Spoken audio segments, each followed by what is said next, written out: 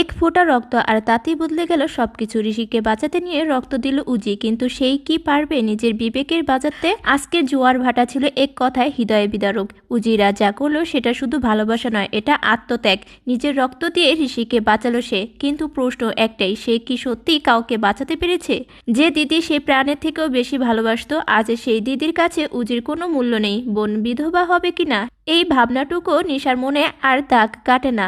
নির্দোষ মানুষের ক্ষতি করে আজ নিশার নিজেই আত্মধ্বংসনের পড়ছে, আর উজি সে দাঁড়িয়ে আছে দুপাশে চাপে, একদিকে দিদি আরেকদিকে সত্যি।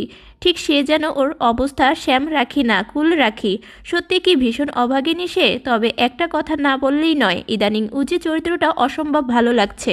আগের মতো আর ভুল সিদ্ধান্ত নিচ্ছে না সে। এবার সে ভাবছে, লড়ছে, প্রশ্ন কাটছে আর আরতি। এই কান্নার অভিনয় নিয়ে বলার মতো ভাষা সত্যিই নেই। চোখ মুখ শরীর সবকিছু দিয়ে যন্ত্রণা দেখিয়েছে, চোখ লাল হয়ে গেছে, গলা কেঁপে উঠেছে। এটাই তো সত্যিকারের অভিনয়। এবার আসি নিশার কথায়। ওর সত্যি এখন একটু সুবুদ্ধি হওয়ার দরকার। নিজের বোনকে জোর করে বিয়ে দিল, আর এখন নিজে তাকে বিধবা করার পথে হাঁটছে। যদি সত্যি উজিকে ভালোবাসে তাহলে একবার হলো ভাবুক, ঋষি কি সত্যি দোষী, নাকি সবটাই ভুল ছিল, বোঝাবুঝির খেল। আর আজকের সেই মুহূর্ত উজি ভার্সেস নিশা। ভানুকে ফোন করে উজির সেই ডায়লগ, ঋষি ব্যানার্জি যদি আজ কিছু হয় আমার থেকে কেউ খারাপ কেউ হবে না, আমি কাউকে ছাড়বো না।